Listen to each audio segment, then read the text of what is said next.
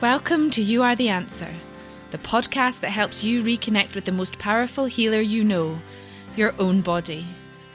I'm Naomi Mills, chiropractor, healthcare professional, and believer in the natural intelligence within us all.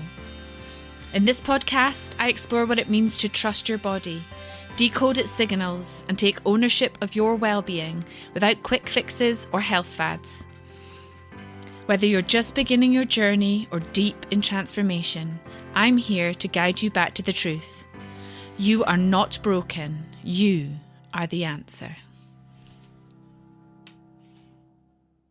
To episode 6, and thank you to everyone who has already followed, liked, shared and reviewed the podcast. I would be so grateful if you can continue to do that so that we can spread the word.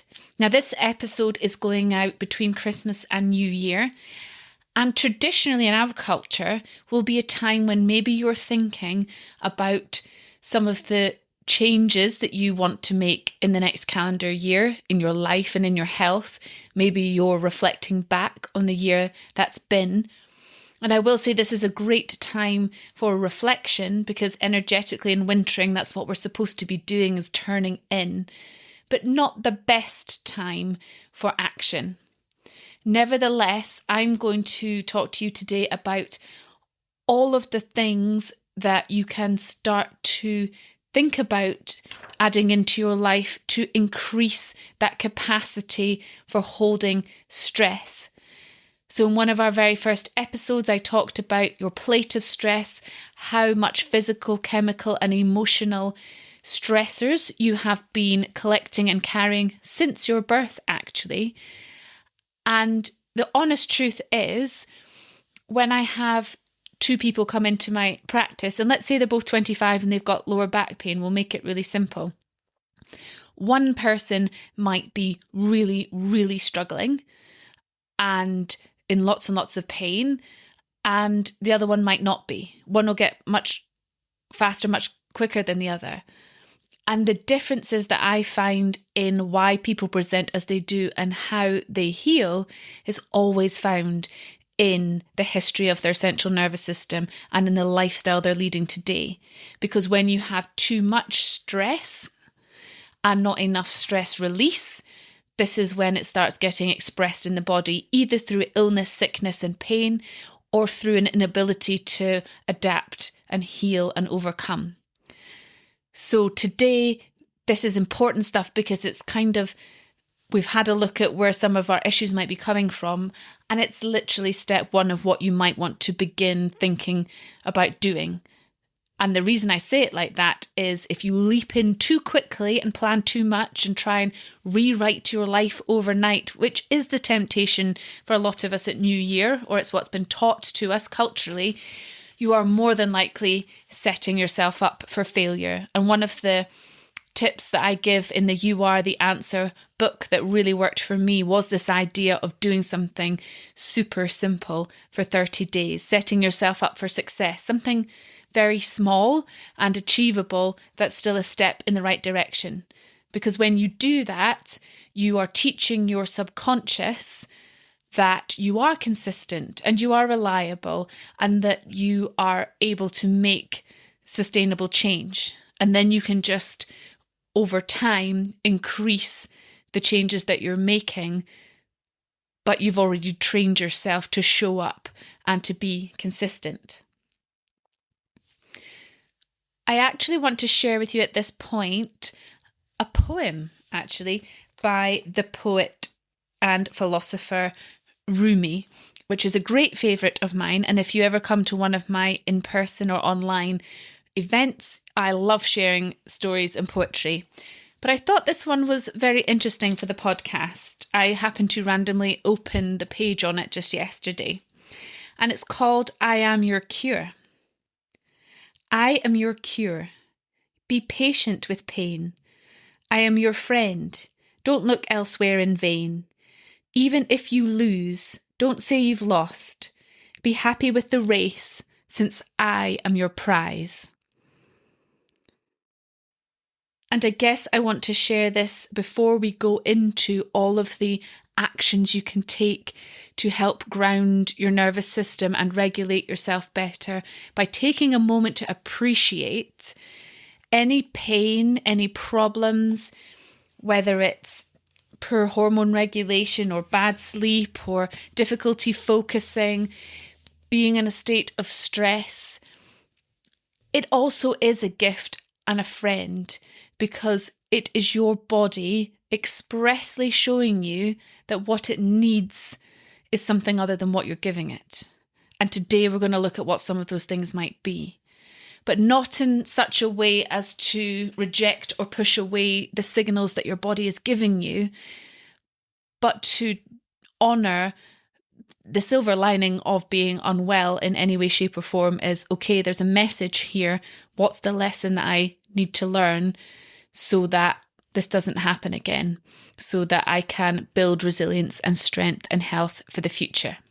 So we're going to have a look at some of those options just now. Thinking back to the plate of health analogy, and if you don't know what I'm talking about, simply visualize a plate with loads and loads of food on it, which represents both the historical and the everyday physical, chemical, and emotional things that you're holding. So everything that happens at home, at work, sitting, any trips, slips, falls, junk food that you're putting into your body, alcohol, just all of the things that your body is constantly being asked to deal with, remembering, of course, that your body and brain that make up the central nervous system really also make the filter through which you see your life. And the goal today is to start thinking about what is something that I could think about introducing that is going to make my ability to hold all of this stress, because a lot of it has either happened in the past or can't be magicked away overnight. What can I do to allow myself to hold on to that better? Now, what happens all the time, because we are humans, is when you get stressed and busy and tired, this is the cosmic joke, we tend to stop doing the things I want to talk about today. I'm not going to give you a big list. I want to talk about the types of activities that you really want to be prioritizing when it comes to regulating your nervous system. So these are movement, enjoyable movement. So it might be going to the gym, it might be doing yoga, it might also be putting on a daft song in the kitchen on your own with a friend or with your children and dancing. It might be putting on some crazy kind of music and breathing and somatically allowing your body to wiggle and move in a way that feels like it's working out its kinks and doing whatever it is that it wants to do. Movement is a key part of being a human, of somatic release, of letting emotions and physical things flow through the body. And we're just not designed to be still. But it can look like anything. It can be cycling, it can be playing tennis, it can be absolutely anything where you are not just stuck in that fixed flexion, extension, forward and back motion. We really want some motion that has rotation in it, that has kind of dynamic movement so that your body can move on all of its planes. Another great stress releaser is anything that feels joyful or like play. So where you lose track of time and you just become lost in the moment. Because you'll see where I'm going with this. I like to, kill two birds with one stone. I will always encourage you to pick activities that do more than one thing. So don't exercise in a way that feels like punishment or uncomfortable or a should.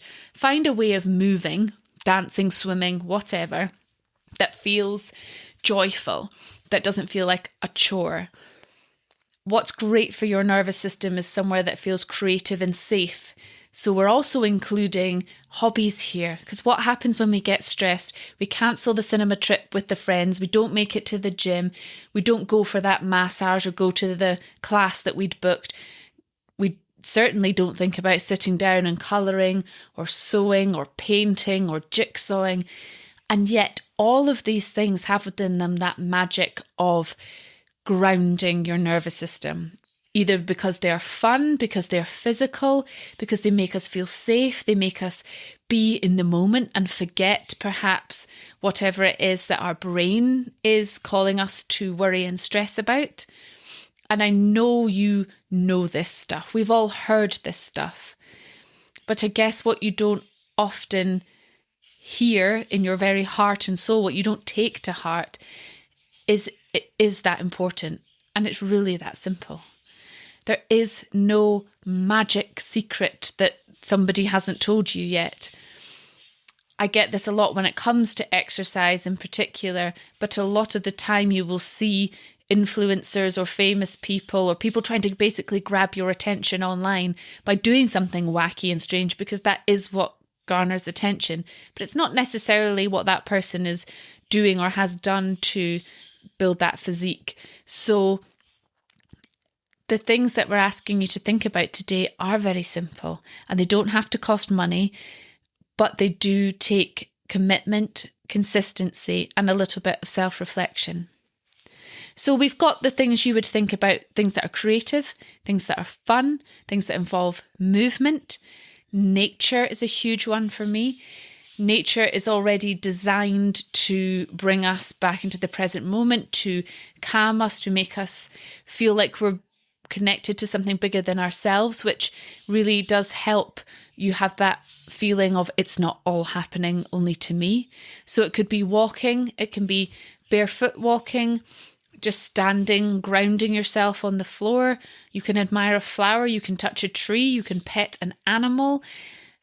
Anything that comes across as mindfulness, that works too. So when we're thinking about creating a bigger plate, a bigger container for holding the stresses, these are all things that are designed to de-escalate the nervous system, bring it back into this parasympathetic healing state. I've talked so far about things you can mostly do for yourself or at home. There's obviously a big swathe of professionals that can help you, either through body work, so it might be something like chiropractic or osteopathy or cranial sacral therapy or massage.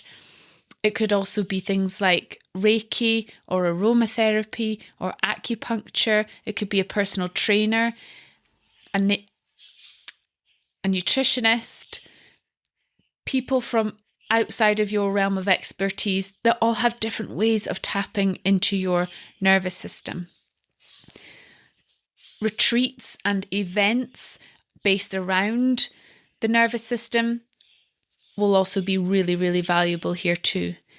It can also be booking a concert ticket to see your favourite band, doing a family type festival or a family activity. Can you see how easy it is in many ways to come up with these solutions?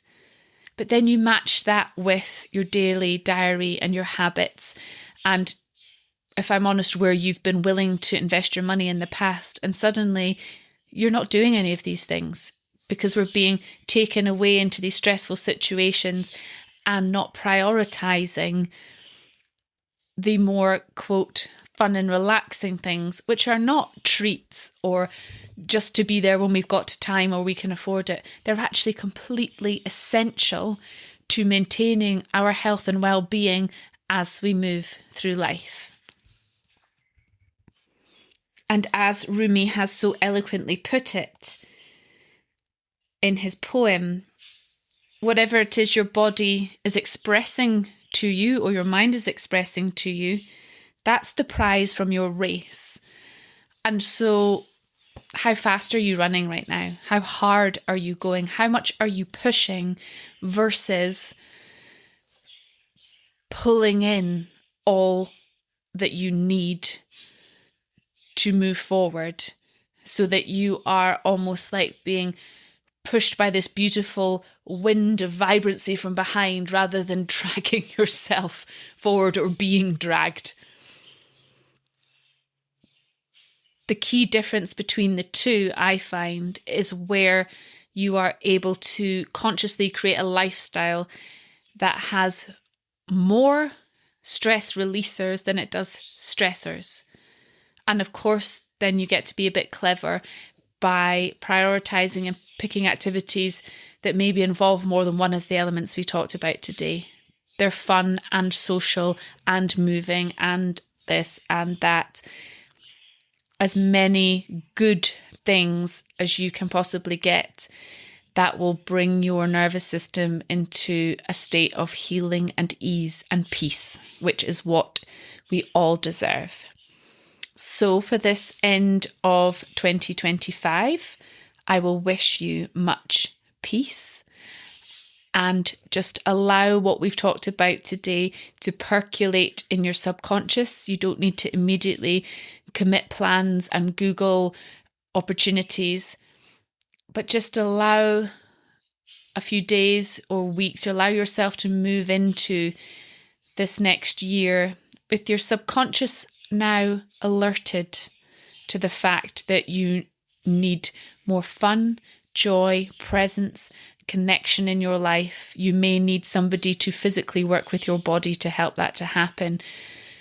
And you are going to allow yourself to be open to those opportunities because your subconscious will now ping them up to your conscious mind when they arise, and you can have a lot of fun doing this. Thank you for joining me on You Are the Answer. If today's episode sparked something in you, share it with someone you care about and leave a review to help others find their way back to their body too. For more tools, inspiration and resources to support your journey, head to www.youaretheanswer.co.uk. And until next time, stay connected, stay curious, and remember, you are the answer, and you always have been.